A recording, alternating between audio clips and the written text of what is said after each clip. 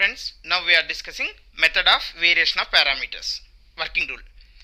You see, let the given differential equation, the second order differential equation is of the form a0 of x y double dash plus a1 of x y dash plus a2 of x into y is equal to a3 of x.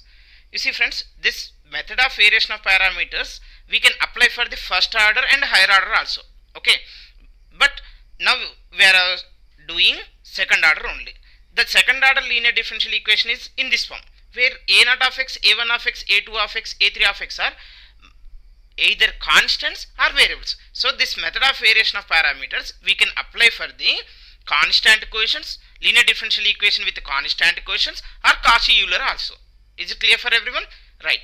Now how to solve means there are three steps. Okay, in the step 1 we have to rewrite the second order linear differential equation like this: y double dash plus p of x into y dash plus q of x into y is equal to r of x. How you can get this one means y double dash quotient should be unity. So here you have a0 of x, divide with a0 of x, that's it.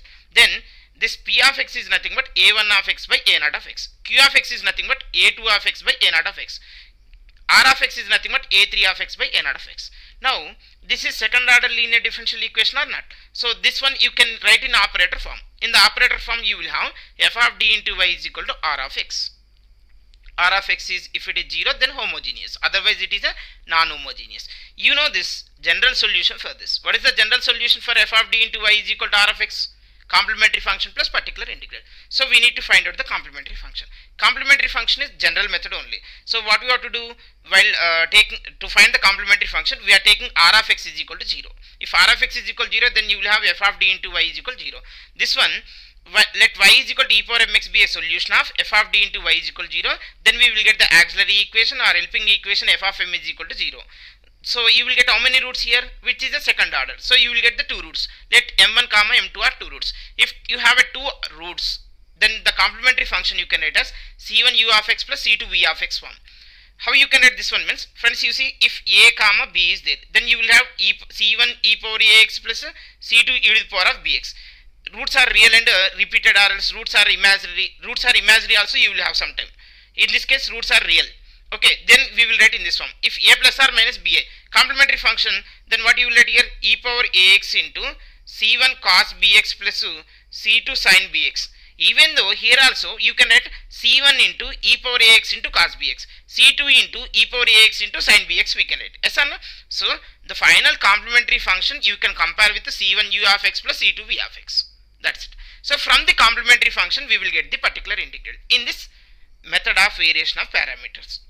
So this is, you see here, u of x is as it is. Just I am replacing to find the particular integral c1 by a of x and c2 by b of x. See, where in the previously complementary function a1, c1 and c2 are what? Arbitrary constants. Okay. Now here in the particular integral we need to find out the a of x and b of x. What is a of x? A of x is nothing but, we have a formula, direct formula we are discussing, minus integral of v of x into r of x by w of x.